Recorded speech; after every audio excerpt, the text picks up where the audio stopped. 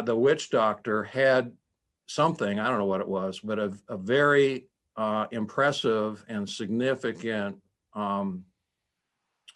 respiratory irritant that he put in front of under my nose, and I took a deep breath, and that was his attempt to deal with Western medicine. The point being, you should be skeptical, and I should have been skeptical. And the priest who introduced me to the witch doctor was skeptical, and the Haitian nurse who was my assistant, she was skeptical. I remember the look on her face, and she was very skeptical, but I said, yeah, bring them on in. So there's really good reasons to be skeptical. So skepticism is not a bad word. There's good skepticism and there's bad skepticism. But there are other reasons. I mean, that's a pretty extreme example. I think another good example that we all agree with, something y'all appreciate, is when someone from the government presents himself to you on the telephone or in the even in a mail, in a snail mail, or in person, says they're there to help you. You should be skeptical.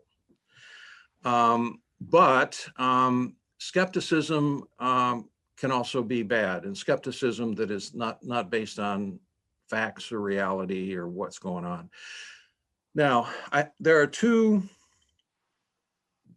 there are multiple, looking at my notes here, I've run across a lot of skepticism regarding this device.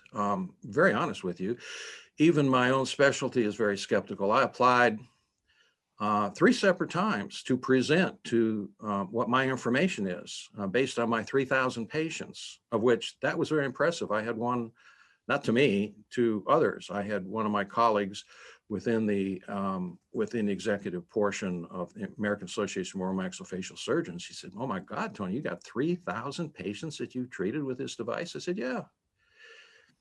But I have applied 3 times to present at the annual meeting my information, just the information about what I've used and what I discovered based on 3,000 patients to the American Association of Maxillofacial Surgeons, which is a surgical group, but they need to know a non-surgical procedure that will be helpful to the patient, because even now they all agree if you're going to do surgery on the temporomandibular joint, you need to do quote conservative treatment before you'd ever consider doing any kind of surgical treatment.